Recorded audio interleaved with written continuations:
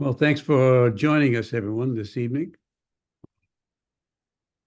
I know we've had, not that long ago, we had a Philippine night.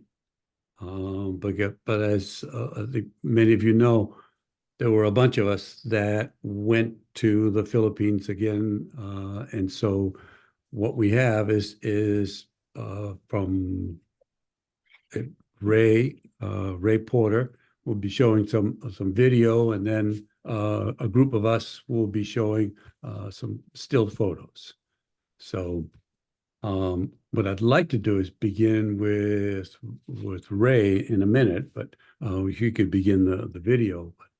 But just like Can we, go ahead. okay, can you hear us? Just want to make Yes, sure. yes, Okay, we because can. we're having trouble with that again. Okay. But right now everything's fine. Okay, good.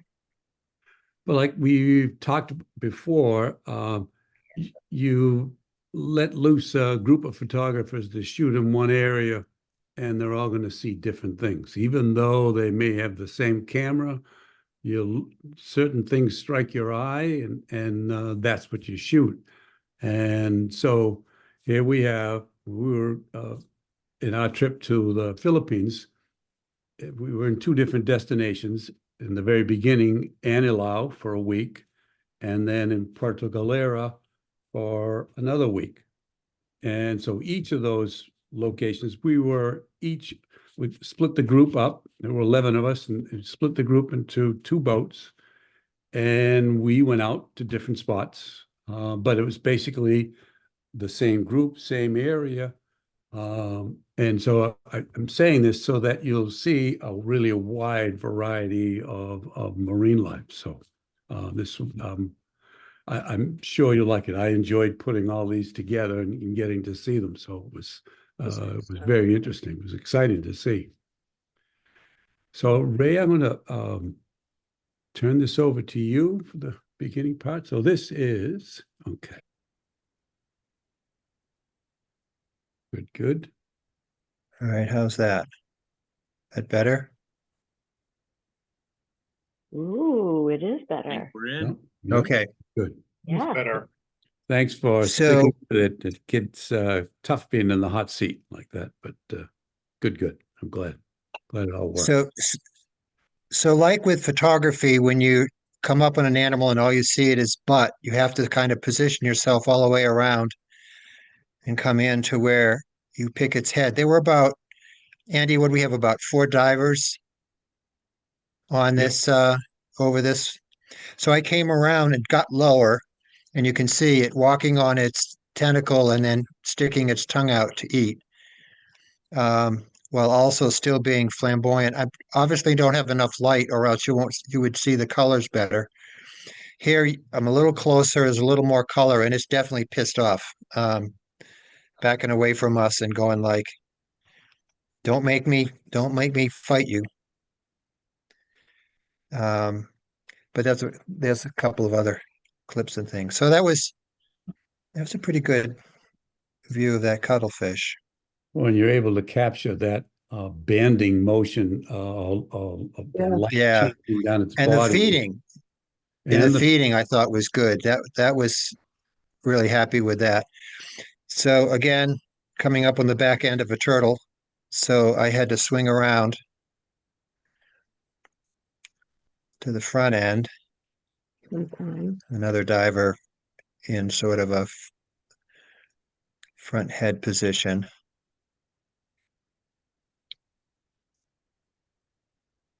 So you can see I'm moving a little bit to its left, but I knew I needed to get a little more in front. Who's that? Me? Another no. No, because I'm Was it? This wasn't on one of it. So here I am coming in from the front right. And of course, it did a nice job here by giving me a wink, giving me a nice profile, and swimming right under my camera. So thank you very much. And then, of course, it swam away, which actually, this is really a different turtle in a different location, but that doesn't change the narrative.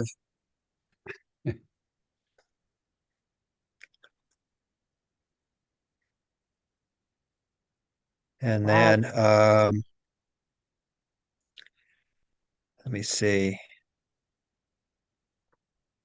I feel like that one shows you don't have to be from the front. You had such a good view of the swimming motion from where you were. Yeah, I'm looking for the snail. Where's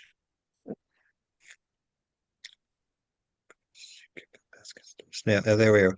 So one of the most exciting animals in the water is a snail, which for photographers, that's a quick snap and off you go. But if you hang out, you'll see the snail has its little antenna or whatever they're called biologically, detects this little biscuit urchin and says, "Oh, look, lunch." And rapidly jumps up on top of this. Okay, not so rapidly, jumps up on top of the sea urchin. It's not exactly lightning speed here. Well, it is a snail after all. It's not like the biscuit sea urchin is actually running away very fast either. No, no, you have to pick your targets. It definitely moved to be in position and then rapidly climbed on top of its prey before it could strategize an effective escape. And I'm thinking, what's that sand crawler that's in Star Wars? That's sort of what I'm thinking in terms of what's moving across here, but you have to have probably speed up the pace of the replay. But that's what you photographers miss when you don't hang around long enough to see a snail feeding. Very good. Good.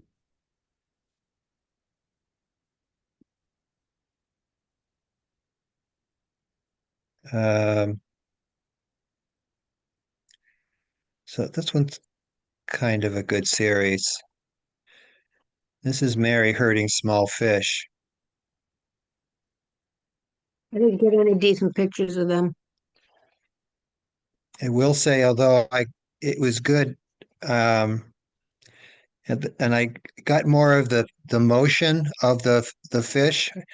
I know the photographers got in much better, and the photographers got in close enough to see their whiskers actually working the ground. But this more is the pattern of the fish moving through the bottom. And you just can't get that kind of motion. This is like a wave coming in, and Yeah. stills, you just don't get it.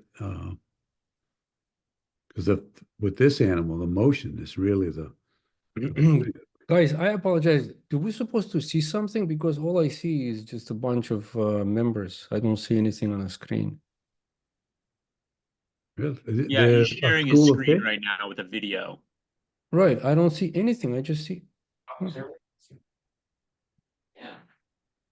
Did you see any of the others and the other? I just see us. That's it.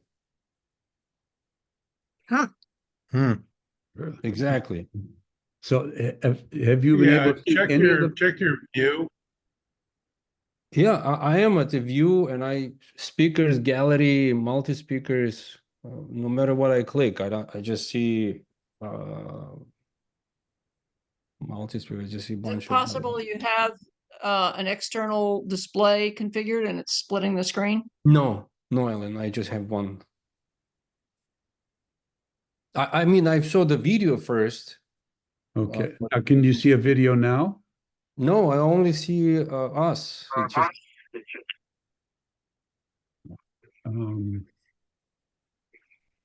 I can't suggest anything other than trying to reboot and. okay. What I'll do, I'll just leave and I'll come back. Okay. All right. Sorry, guys, to interrupt. No, No that's worries. okay. If anybody could have offered any other suggestion, I'm certainly up to it. Open to it. So this is my Nemo and Friends series. Again, photographers are great when you get the view of the fish facing the camera, but there's a lot more motion going on. Sometimes they bite. The damselfish came out. Oh, I love CC.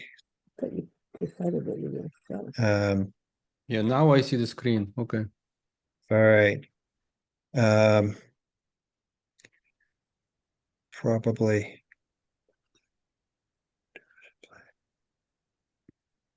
So this really only curiosity to me, but out of this bottle popped this little yellow fish, and of course I've got fish butts, so I'm going to have to reposition.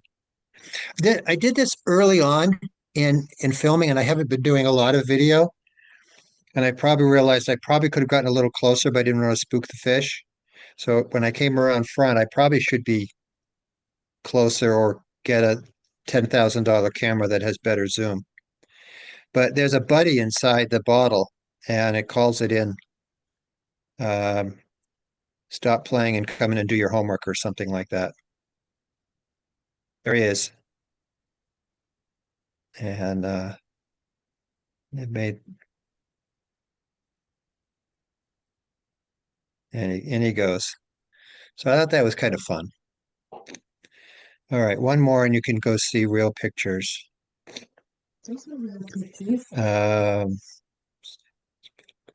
Right, this one's kind of fun too. So I'm focusing in on these crabs and I get a photo bomb from this damselfish. I just thought that was so funny. That's all. Where is the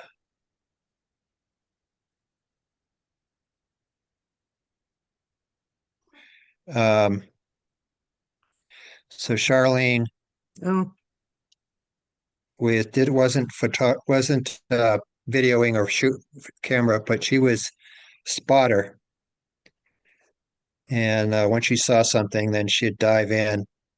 And here we are on the wreck. I don't know how many of us were on this group, but the dive master gave her a shell to hold. And like all the fish, just like, what's for supper? And Charlene's like laughing through her regulator as all these fish are coming in to see what's in her hand. There's Jonathan trying to get some shots through all that chaos. But that's okay. Off to real pictures. those are real pictures. Yeah, for sure. I mean, you've captured something that we as still photographers cannot. That motion, which is part of the beauty, big part of the beauty in the ocean world, that stills just don't show that. Right.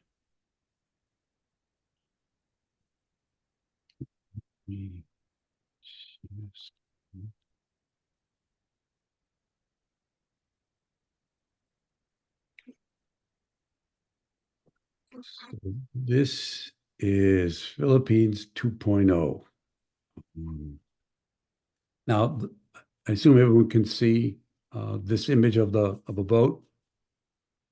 But I have. Yep. And how about the bar across here? Is this also showing up? No. It's just on mine. Just on mine. Yes. Okay. Okay, that's good. All right. This, by the way, was taken with a phone. This is we had one night near the end in Puerto Galera. We had an absolutely fabulous sky.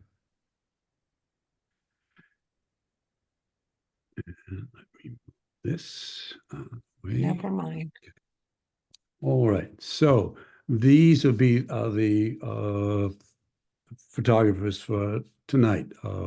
Jonathan Levan, he was not able to get everything together. He's committed tonight, so it's us right here. So I'm gonna, and Luis is actually in his camper in Maine. So I'm not even sure if he has Wi-Fi is tuning in, but otherwise I'll be the voice for Luis.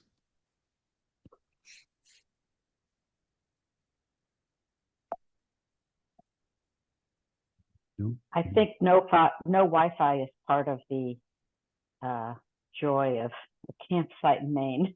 I think so. I think so. Got to get away from it all. So this next group of photos are all from Luis. So he has here a ghost pipefish.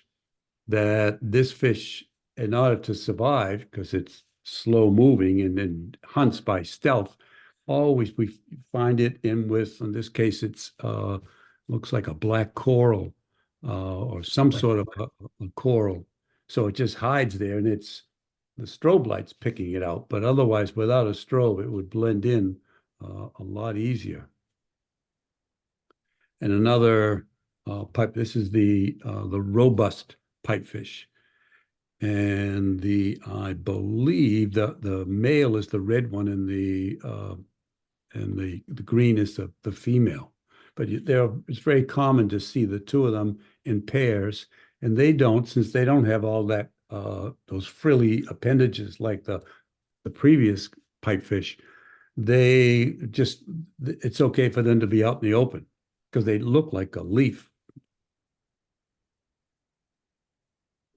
And Luis was one of the fortunate ones that got to see and shoot the pygmy frogfish, pygmy seahorse. Seahorse. It was a nice shot. It's great. This is has a variety of names: a Zanzibar shrimp, or a whip coral shrimp, or wire coral shrimp, and it just blends in. And there are different species of these, and they just, like this one, blends right in with the animal that it lives on. So it can just be walking out there in the open and not get eaten by some fish. Oh, Now, we saw an amazing variety of nudibranchs. And I don't know, I should have made my pointer cursor larger, but I don't know if you can see the cursor. mm-hmm. Right in the center, that's the rhinophore. So normally we see the rhinophores in the front of the nudibranch, and that's how we know that that's the head section. That looks exactly like the pulsating xenia.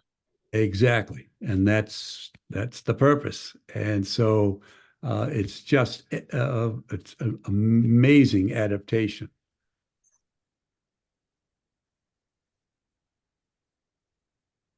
This is another great. The nudibranchs, you could, as we did a while back, a whole evening on nudibranchs. You could do an evening, many evenings of nudibranchs just from any one of those dive locations, Anilao or Puerto Galera. They're both loaded with them.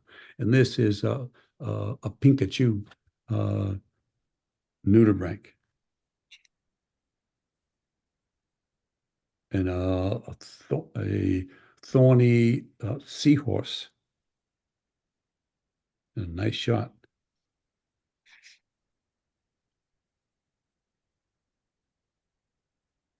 This is it's a Nembrotha nudibranch, a line Nembrotha. I think these are the eggs above. They are eggs, but I'm not 100% sure it looks like it's actually depositing the eggs right from here. It's a very nice capture. These nudibranchs are about 3-4 inches, so they're pretty good size. And these we saw a lot of. This is a coconut octopus, and they always cover themselves with something. And they get the name coconut octopus because of usually if there's a half coconut around, they'll use that to cover themselves.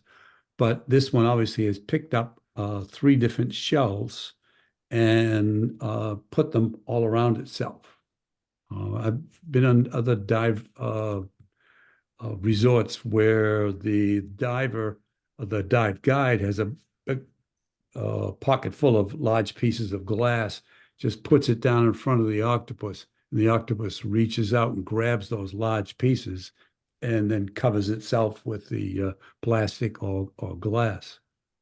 Here, it's just using the shells. Good shot. And this is a mushroom coral pipefish. So here it is right here, and it just stays its whole life right there in the, and it's not quite as wide as a pencil. It's a narrow, maybe 3/4 the diameter of a pencil, and can be as long as a pencil. And they just weave back and forth in the mushroom coral at a distance. And if you didn't know, you would think it was an anemone, but it's all their tentacles are up. And when they contract, then it's obvious that it's a mushroom coral. Oh, And this beauty, this is a hairy frogfish. Those of you that haven't seen, obviously the eyes here, and it has just unbelievably long appendages, hair-like. There's actually this same species is found in the Caribbean too. You can find it Blue Heron Bridge, St. Vincent, and I'm pretty sure Dominica has it also. And it doesn't always have, it looks just like this without the long hair. I've seen pictures a friend of mine has with all the hairy part of it from the Blue Heron Bridge. But the ones that I have seen, and mostly in St. Vincent, I've seen a bunch of them, they just look like somebody had shaved them. So there's no hairy appendages on it. There's an emperor shrimp, another real common sight.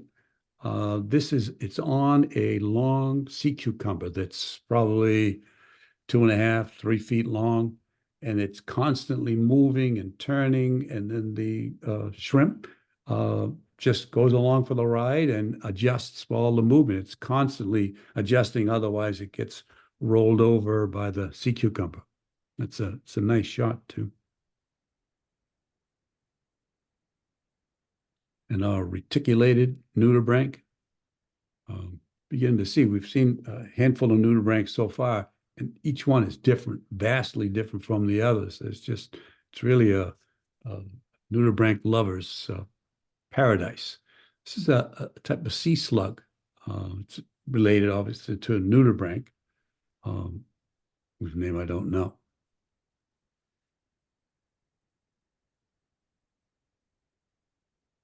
And another octopus. This is I believe the common octopus, and it looks like it's buried in a little den.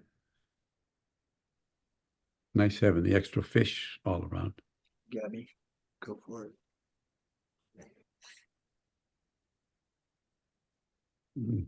This is a tasseled scorpion fish. There's a bunch of different kinds of scorpion fish, but this little part under the chin, all of these little extensions, appendages, that's what gives you the clue that it's a tasseled. And it's nice profile.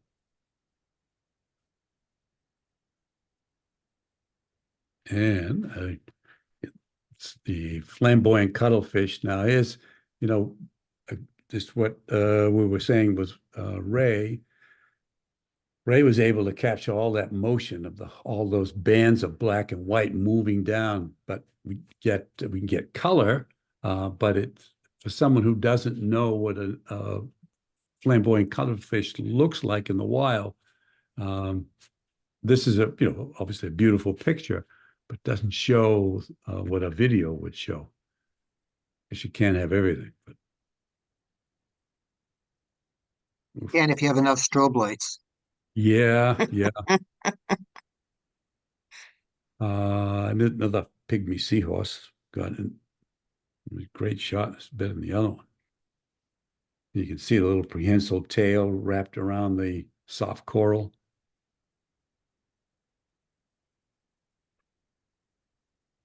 And more.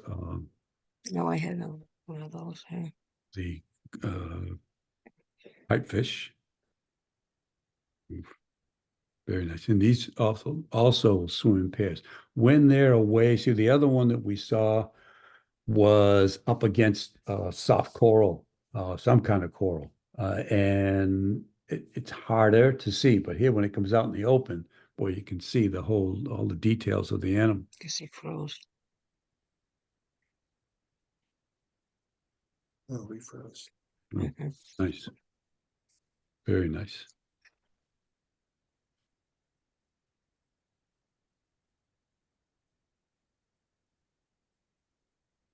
That's a nice way to shoot close up. You're not shooting the whole animal, but just playing with the design of this, and that's a great shot. I know the other eyelid here that's just beautiful, covers it right like a thick flap. Now, Daryl, I'll turn the mic over to you. I'll advance and you just give me a okay or something, and then I'll move on. No problem. I'm gonna go for these pretty fast. So here's a wide angle shot, just to show some of the non-macro beauty of the reef. That is a tomato anemone fish, clownfish. Next one.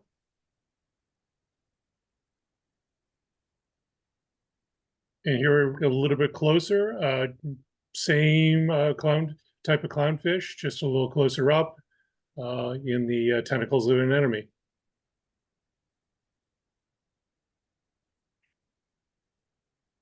Mhm. And here's an interesting couple. We have a spiny seahorse and a small orange frogfish. Well, you don't often see that together like that. That's great.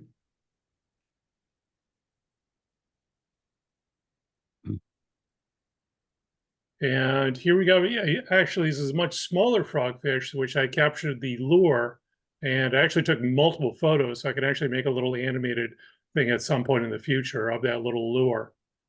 This is super macro, which is very hard to do, I found. But he's cool. Well, you nailed it with that super macro. You don't have as much depth of field, and you really got it. Nice job. The eye, and the mouth, and uh, Yep. the lore. And here we have the even smaller object. So this is the Shaun the Sheep nudibranch, a little bit larger than the head of a pin. Once again, super macro. I just cropped in my super macro even more because this guy's so small. But he came up pretty well. And you actually, in the other side of the leaf, you see the what's kind of a skeleton shrimp, I believe, the antennae.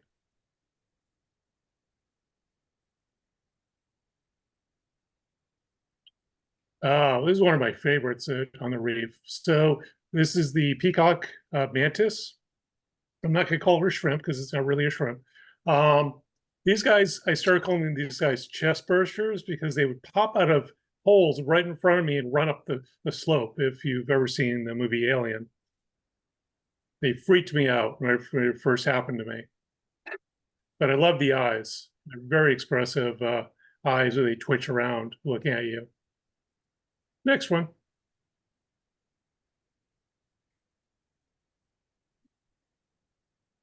So once again, another peacock mantis, but this one has the ball of eggs, which I guess they can drop if they need to. But it was just, you just poke out looking at us through this little hole. Great shot.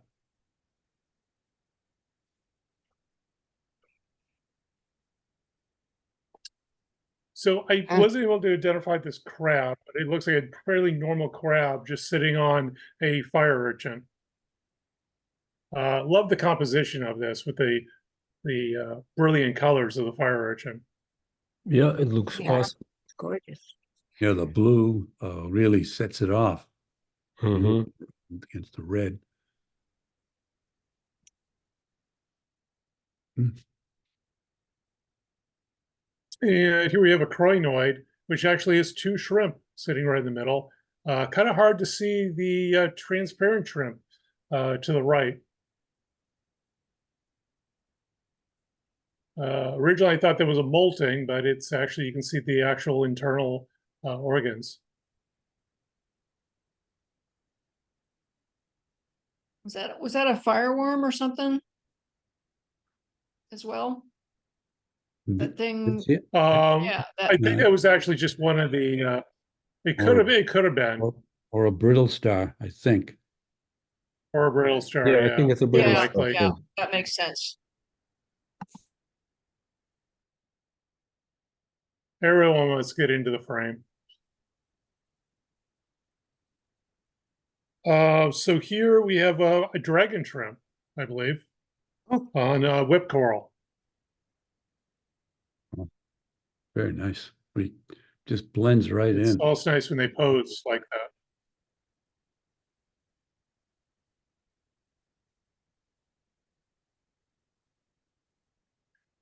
So actually, within some of the coral, the dive master showed me this this once again a very transparent type of shrimp. You can see it has the two different size claws in this case. It's not unlike our lobsters, you know. It looks like that might be two shrimp.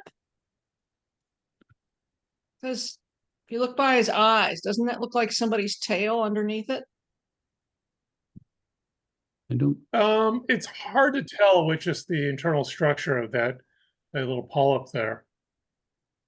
There was there was another fish in there along with it, so it's quite a community that's inside this this coral. Cool Very shot. cool.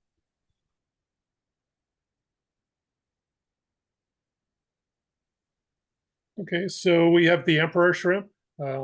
Lewis had one of these also. Probably one of the more neat shrimp that I saw.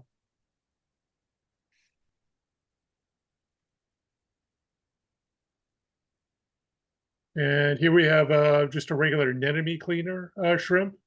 This one had some nice blue, violet aspects to him. He just seemed to be just kind of sitting there with his arms crossed, staring at me. Definitely relaxed.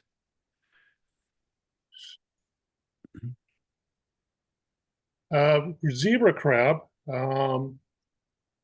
And if you could say actually the background, he actually the what he's sitting on is very similar in appearance. I forget what that actually was. What he's sitting on is Yeah, what he's sitting on. a fire urchin. I believe. Could be. Yep. Okay, that makes sense with the blue and stuff there. Yeah, they often sit there for protection. So this guy here is like a candy crab, I believe. Yeah, I think so. Yeah. It's got a couple of names: candy crab, soft coral crab, but there's so many things called soft coral crab, but yeah, candy is most often. Given the makeup of your group, it was definitely a candy crab. Absolutely. So this is some little blenny that was looking back at me from a hole in the sand. I thought it was quite cute. I originally took the picture upside down, and I thought he looked really unique upside down. And then we all agreed that his mouth was in this orientation. Great shot. Must be that it some other animal made that hole. I don't know fish that could make a hole like that. You know, that perfectly, like some kind of a worm or something. But boy, it's a great picture.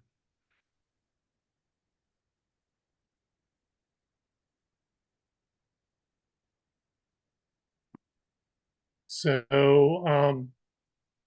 this is me and my shadow.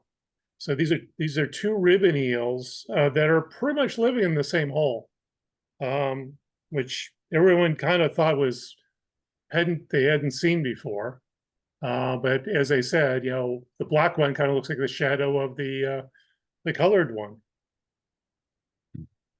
I think the black one's a juvenile. but still doesn't explain that they're both living in the same hole. But I think as a juvenile, they're that black. I could be wrong, but I think it is, and then eventually changes to blue. But kind of odd they're in the same place. And then yellow. Hmm. Nice. So here we have a coconut octopus. This was during a night dive. They were quite active during the night dives. Another animal that has really great looking, interesting eyes with the yellow, the orange, and black.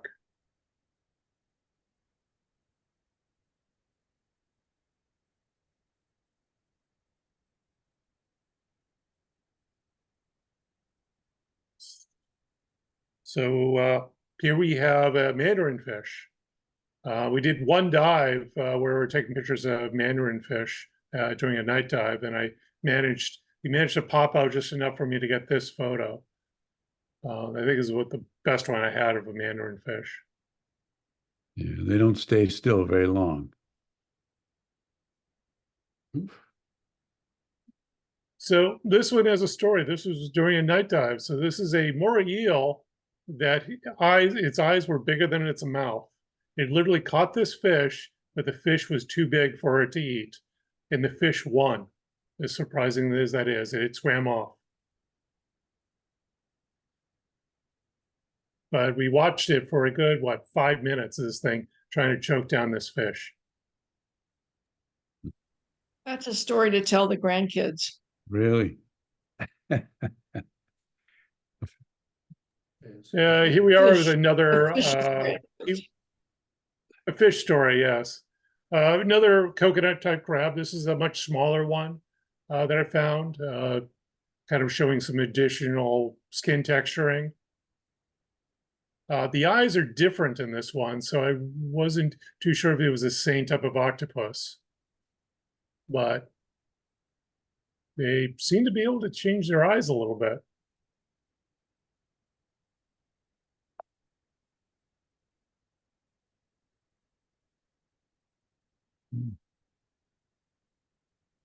So, Oops, sorry. you jump past. Okay. Yep. So this is just our regular cuttlefish. He wasn't displaying anything other than just staring at me during a night dive. I don't think I actually ever got to see a flamboyant one. At night? So that was during the night. So, every so often you're taking photographs and there's kind of a lull in what you're finding and stuff. So you just start taking photographs of anything you find. Well, this is the eye stalks of a flounder that I found really close up. And I thought it was really unique that they had this little flowy thing on behind their eyes. Yeah, makes a great picture. So do they not sleep at night, or guy was sleeping? Flounder. I think the flounder was actually during the day. Oh, okay. Sorry. Yep. So just before we jumped in the water for a night dive, it was still light enough that I managed to take this wide angle photograph of a large coral head that was growing up. I thought it was kind of cool. Even better, better look at just the type of the coral that's there.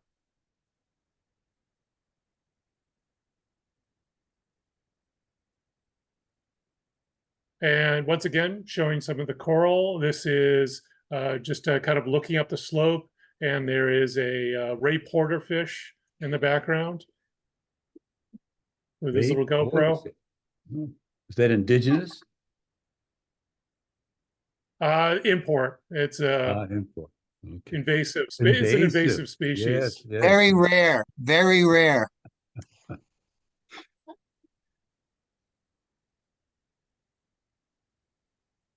So I think you were calling this a Pikachu, Niederbrink. There's a bunch of names for it. It's probably easier than the names that I found for this thing, which is was it Thinnericera pica or whatever it is. Right. So I think with the pica, then it became that morphed it into a Pikachu. But yeah, the name you gave it is the correct scientific name. This, but I just is a common name. It's a beautiful nudibranch.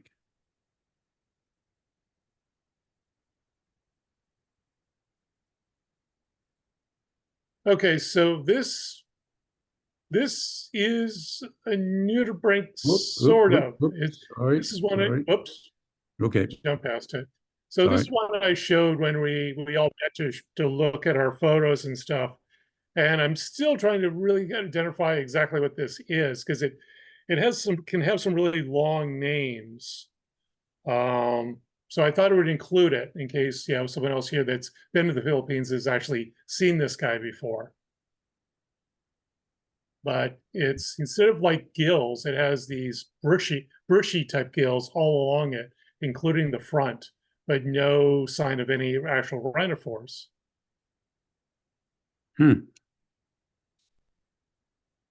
Yeah, that's unique. I don't think I've ever seen one of these.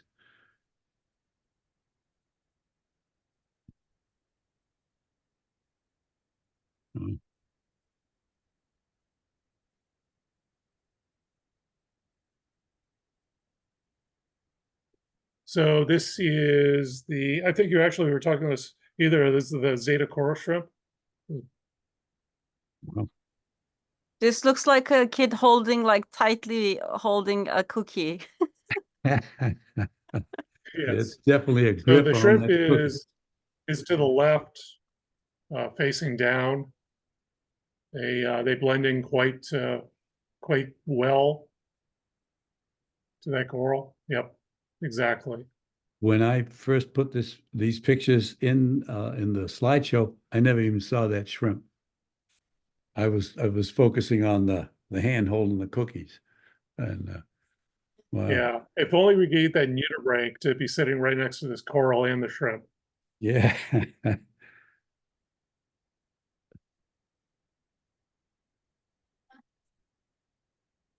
Okay, so basically it's a spotted trunkfish.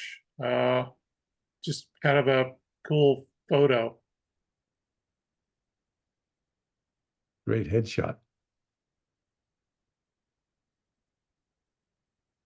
And of course, the stargazers. I saw these during the day and definitely at night.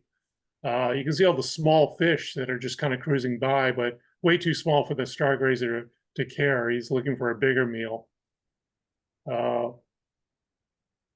Just kind of a face that only a mother could love. Mother stargazer, that is. But mother stargazer, yes. Boom. Oh, well, Those are great, Daryl. Those are yeah, great. Daryl, you have great pictures. Very good. If you had I tried to pick ones that not everyone else would show. between you and Lewis, like if you had, like these are like the amazing greatest hits, but it sounds like they're just out there everywhere. Yeah, I mean, number one, they are great pictures, and there's so much to shoot. There's so much life and such a variety of life. I mean, you could just concentrate on nudibranchs and be shooting nudibranchs all the time, or you can be hunting shrimp and find all different kinds of shrimp. It's really, and also having a good guide is a biggie. So if you're lucky and the guide that is on your boat is showing you all these, is good at finding things, yeah, you see some fabulous stuff. Is there a running hypothesis for why there's so much variety and color in the Pacific Western Pacific Ocean compared to us? Well, when you think of the currents that are in that whole from all sections of that part of the Pacific, from Thailand, Vietnam, Malaysia, Philippines, Indonesia, and the currents are loaded with nutrients, and they all join in that spot just by luck. That's why they call it the Golden Triangle. because of just the amazing biodiversity. There's, well, for example, just take fish. In the Caribbean, there's more or less, say, 7,000 species of fish. There's 35,000 in the Indo-Pacific. And then I forget the numbers now when you take shrimp or you take I hope he's still whatever, talking, 'cause we're corals not. and things like that. It's just off the charts because there's so much. Now, the opposite of that is take like Hawaii, beautiful place, but Hawaii is really away. It doesn't really get that current that brings all the nutrients and brings all the different the plankton that is the plankton of coral, sponge, on and on and on. It doesn't get those. So that's why Hawaii doesn't have a tenth of the marine life that's in the Indo-Pacific. They have a ton because this area, I mean, if you you almost can't miss if you choose to dive in either Indonesia or the Philippines. There's a million destinations and one's better than the other.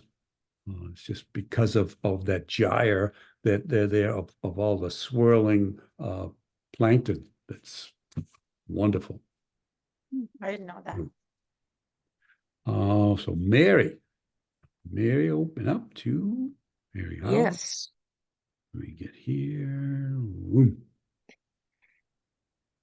So I just have a couple of pictures of the dive boats. These are these bancas are the dive boats that Andy and Candy and Ray and I dove off of. They were pretty neat.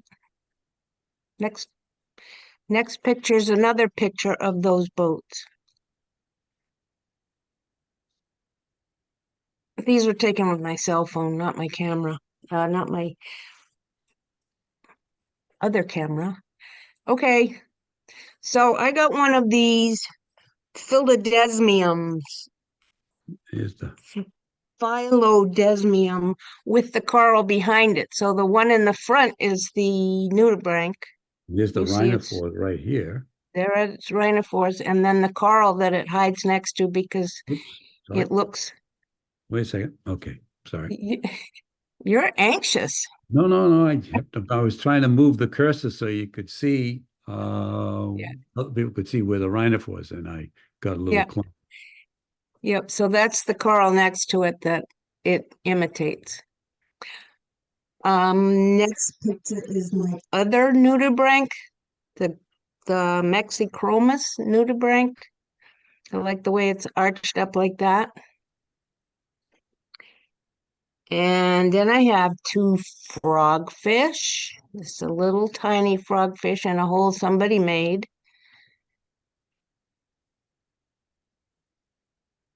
And this one, our dive master, Rodil, rolled this thing down this slope towards me and told me take a picture. I didn't know what it was of until I looked at it later. So it's a juvenile painted frogfish, according to what I found. Wow, I've never seen one like that. And Nice shot. yeah, and he was tiny. Well, you can see him next to the coral. This is the same coral that or the same kind that nudibranch was next to. So he's pretty small. Wow. All right, then I have a series of this octopus that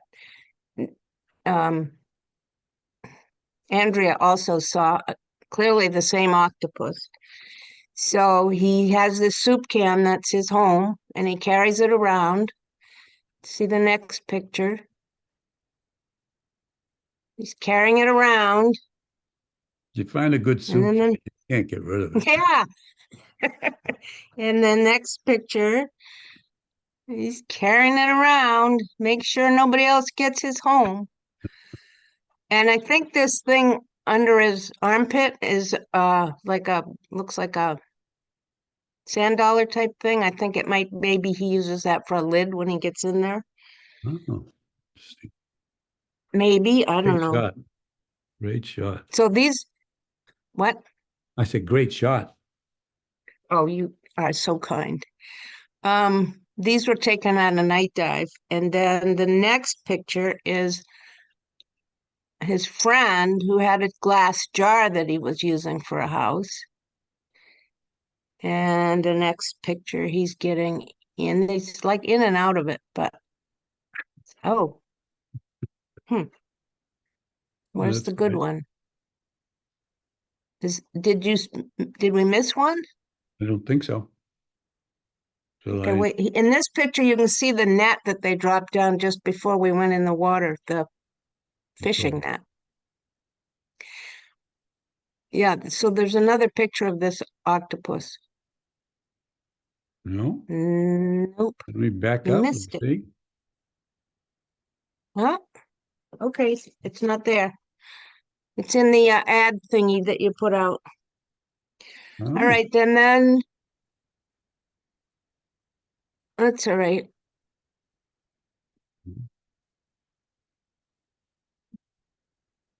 great It's just sequence. Thank you.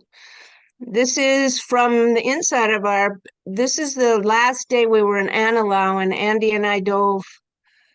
Our buddies didn't dive that day for whatever reason.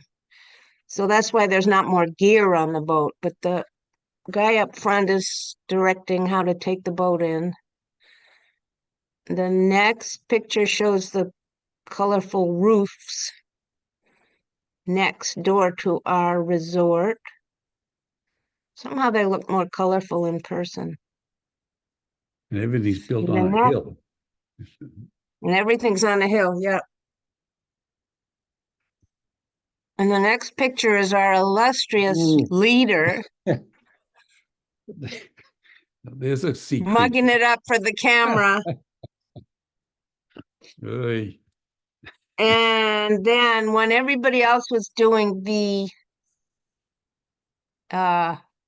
mandarin fish, I couldn't get into that, so I went somewhere else. And I have 3 pictures of this blue-ringed octopus that I was the only one who saw. One terribly underexposed, and I got it to look this good. And then 2 really overexposed.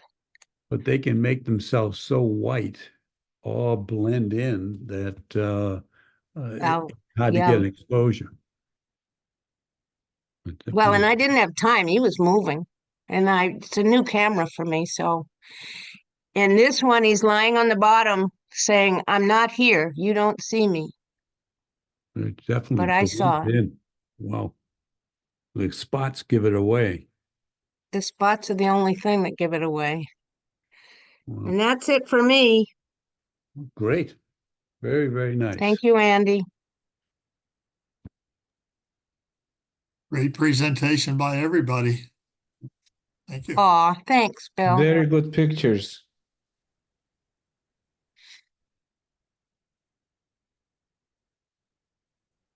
This is in Anilau, and it was a giant frogfish, maybe almost the size of a basketball, between basketball and soccer ball. So the giant ones are big.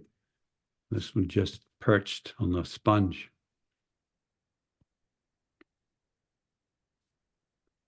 Also in Anilau, so Sombrero is the name of this one site where it was a definitely wide angle place in Anilau. A lot of the anthias fish were everywhere. And these little wormy things are sea cucumbers. They're maybe 2.5, 3 inches long. So it's a tiny, tiny sea cucumber. But usually when you see them, they're in many, many of them together. There's a crinoid curled up.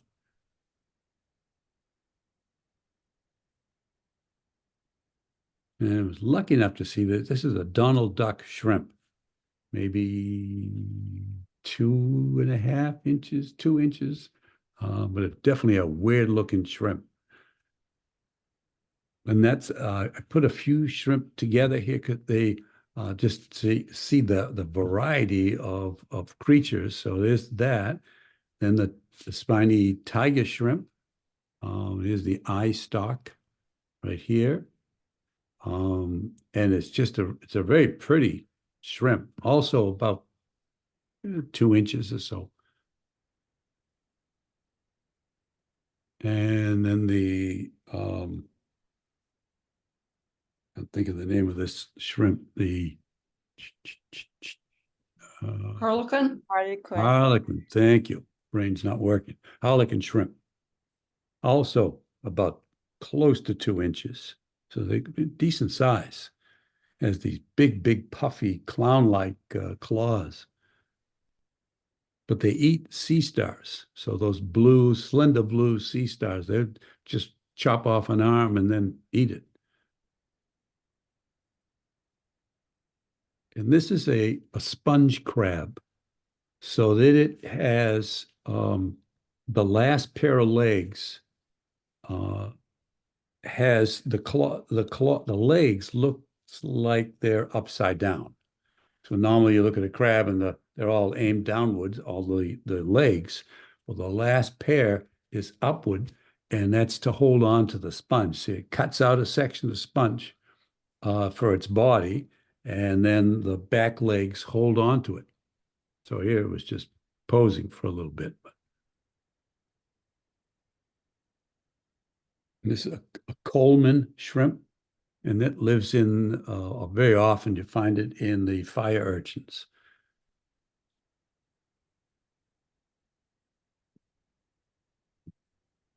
This is a short fin lionfish. A couple of pictures of this. There were quite a few of these. They're not real big. It's probably 6 inches, if that. And then there's another one a little bit smaller, came right up to the front. But they're pretty fish. And I was lucky, but this was it's a squat lobster that lives in the big barrel sponges. So in the folds of the sponge, sometimes outside or inside. And because it's a really textured sponge, and right in the little crevices, this lobster will live.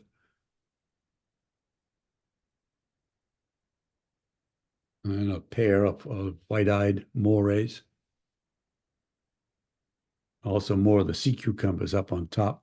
All these.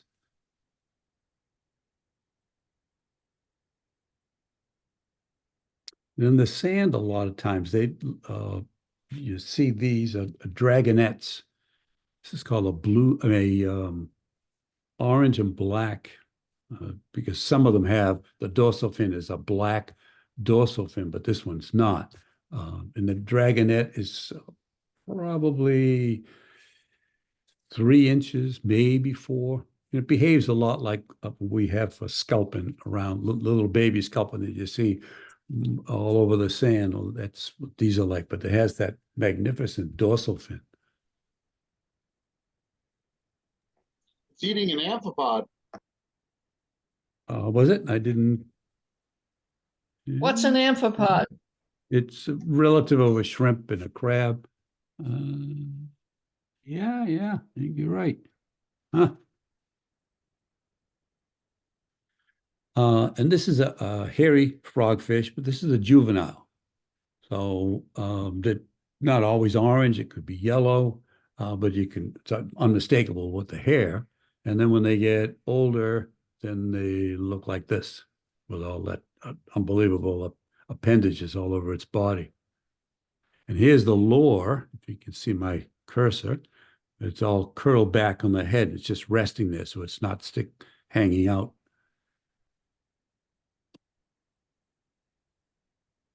And there's some different nudibranchs. Again, this is just a few, but again, you can go all night with nudibranchs. This is some species of flabellina, that really magnificent color, probably close to 4 inches, maybe 3.5.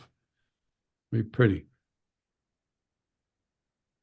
And then this is called a gloomy nudibranch, because its species name is morosa. So whoever nailed it with this name, I don't know, maybe just because it's black, but it looks similar to some of the Nembrothas, which the next couple of images of that. But they're big, 4 or 5 inches, and definitely a beefy nudibranch, if you can call a nudibranch beefy. And another Nembrotha, this is a Miller's Nembrotha, again, about the same size, 4 inches or so. And they feed on tunicates a lot. And a crested Nembrotha. You notice these Nembrothas, their gills are right in the middle of the body. And they're pretty magnificent.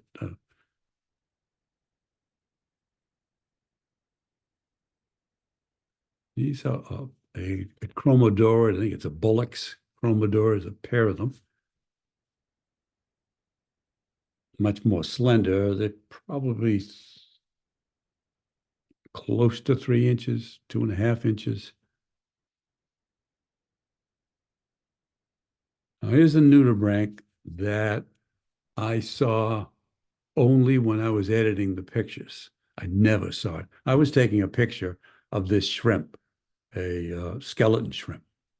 But then when I noticed right at the tail, right with one of his last legs, here was this is the Sean the sheep, very, very tiny. Now, you know how small this shrimp is. Shrimp's it's maybe an inch, if that. Well, this tiny, tiny nudibranch is right here.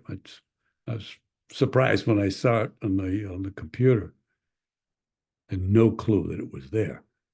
There's now normally we've seen a few of these stargazers, and when they're buried, you have no idea what their color is like, what their body's like. They have a pretty big, beefy head. This is probably, I don't know, 15 inches, something like that. And then when they're up, and then with several quick wiggles, they're right under the sand. This is the same one. This was on a night dive, and then it just buries itself and then just gives you that pleasant smile. Yeah. He's running a meeting. And so here is the flamboyant cuttlefish, and this with its feeding appendages shooting out. Again, with Ray was able to capture that motion of it coming out. This is just now it looks like a stick, but it was coming towards me and feeding at the same time. So it was obviously pretty relaxed. And then So did you actually time that or was that just? I've kept waiting. What? So I waited and waited, and it would, and every time, because it came out 3 or 4 times. So then I waited for just a hint of it, and when it did, then I just fired. And but it also, some of the time it would go out, and then a split second it would just stay there. So sometimes you get lucky, and sometimes you don't. Wow. On the last dive, Luis and I had an absolutely fabulous dive. I really should not have been diving. I was sick, but I knew it was the last dive, so I was going to go anywhere, and then was sick for the next week when I got home. But it was worth it for the dive. It was a fabulous dive. So this is 2 males, young males, battling it out. And the first picture of that really nice cuttlefish that Luis had, a very colorful one, that was the female. She was hanging off to the side, waiting for who was going to win her affection. So they were just constant, and they were going all over the place, battling it out. I'd never seen 2 together before. Then to see this show, it was pretty cool. There's a porcelain crab. And they just bury themselves. They sit in the either anemones or sometimes corallimiferians. They're very similar to anemones. and then they just tuck themselves in and feed. These little squat shrimp, this is the two of them were just dancing on the top of a ceryanthid. So this ceryanthid is not this color here. It's just this, normally it's this sort of a light brown tan color with colorful tentacles. But what's all around it, I think, is growing is some sort of a tunicate. It's just growing all around the tube of the ceryanthid. This is a close-up of it has two different names. It's a coral, and sometimes they call it anchor coral or hammer coral. I mean, I don't see how the two aren't really related, but that's the name. And they come in a variety of colors. I've seen it in beautiful green, lime green, and then various shades of red and maroon. So it's a pretty coral. This is a rhinopius or a weedy scorpion fish. They've got the unbelievable appendages all over it, and it seems like it's an X-ray of the fish. So instead of a fleshy pectoral fin, it's sort of a lacy fin. And it's a pretty fish, and luckily they're pretty cooperative. And this is all bubble coral, and that's bubble coral shrimp. And I believe these are eggs right here, this sort of an orangey color.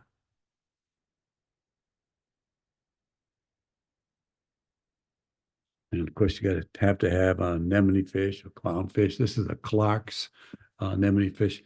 And many times as I've taken pictures of anemone fish, you just can't pass them up because they're cute and they're really active. So what I found is when you find one that you like, a nice colorful anemone or a nice location to shoot it, just watch where it goes, because it generally, they follow the same routine. So if it would have come out, like when this one came out this way and from within the anemone, I knew it was going to come out. Well, I was hoping that it was going to come out because it had done the same thing like 10 times.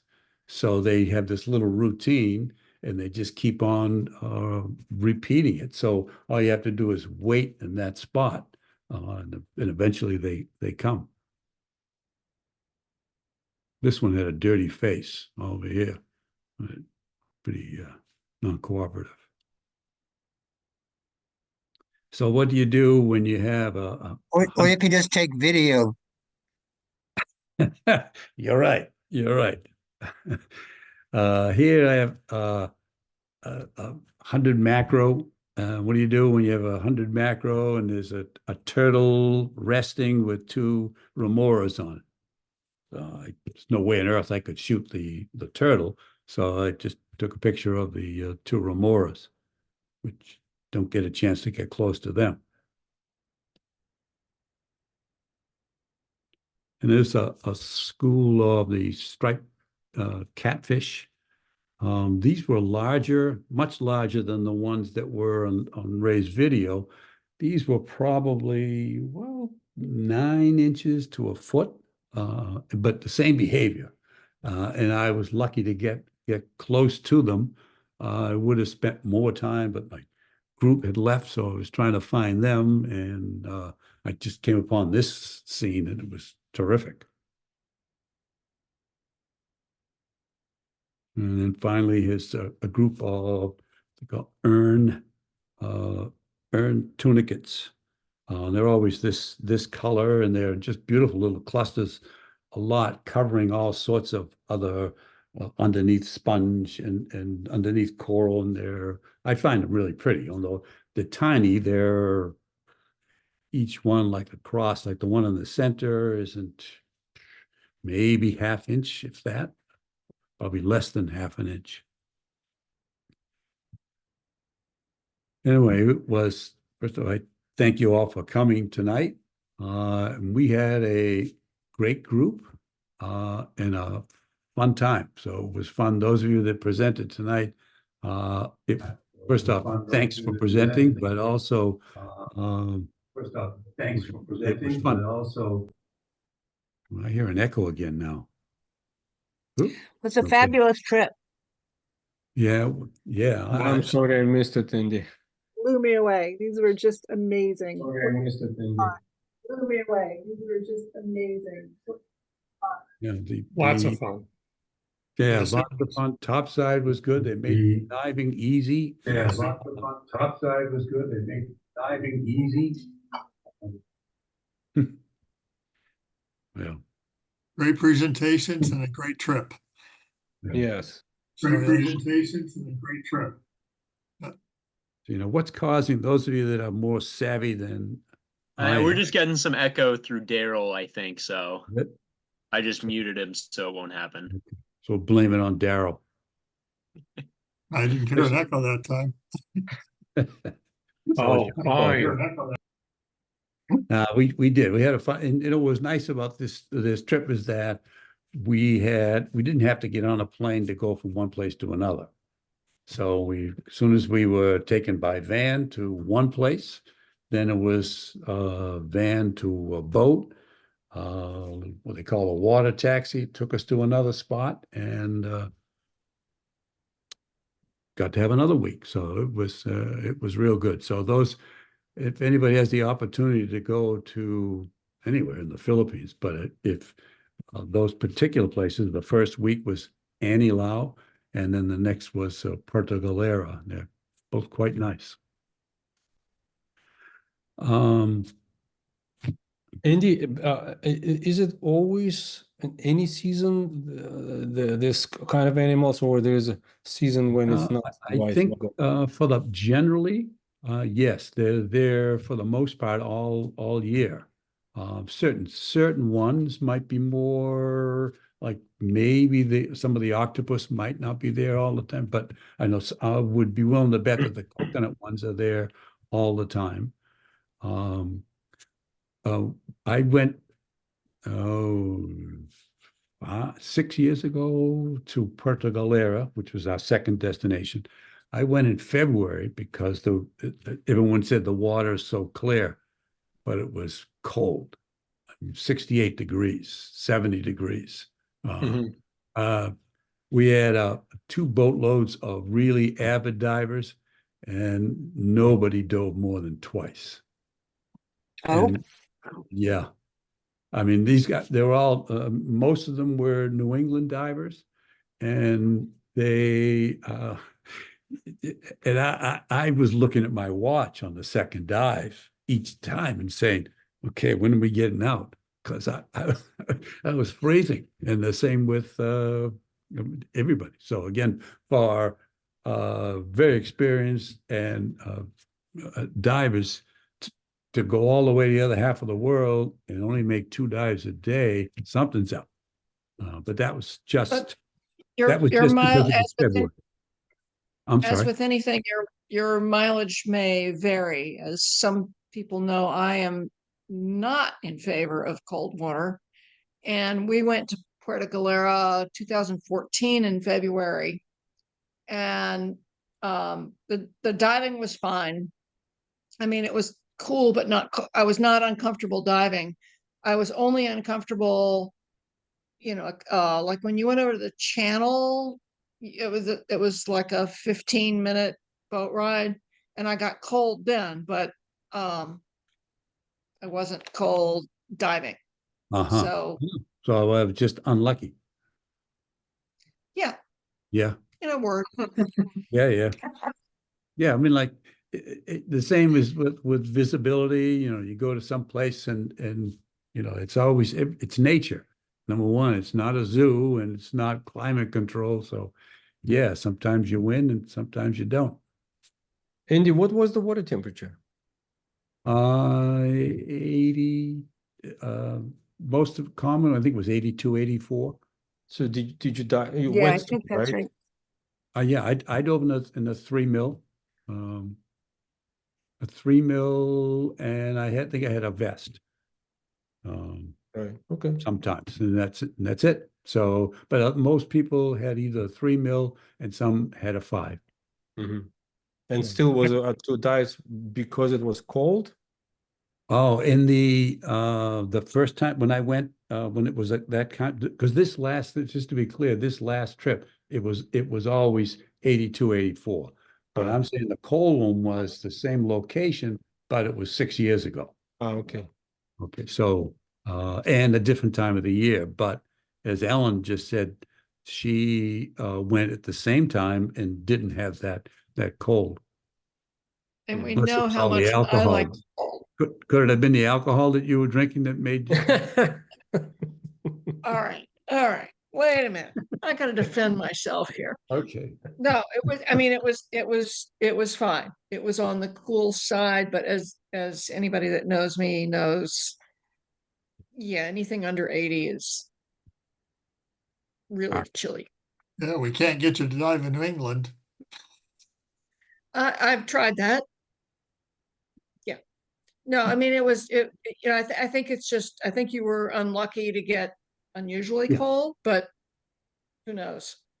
Yeah. And then we went to another location nearby and it was warm. So it's just the current, the upwelling. So anyway. All right. Well, Great, awesome trip. I wish I went with you again. wish you could have come It too. reminds me when I was there. And it's such a cool place. I never dove at the other one. Yeah, the Puerto Galera. No, but we were in Dumaguete for the second one. It was Anilao Dumaguete. Uh-huh. Yeah. Okay. But Hopefully we'll go there again soon. I hope so. Yeah. Anyway, if we get any questions for anybody or comments? Did you use go your camera that you have, that Nikon, or did you change it? May have been the same camera. Yeah. Oh no, from the trip before. No, the trip before was an 800, and I got No, the latest pictures. huh? The latest. The latest it with an 850. 850. Okay. Very sharp images, I have to tell you. Okay, well, again, thanks for joining us tonight. Thank you. Look forward to next month. Now, next month is the female photographers. So be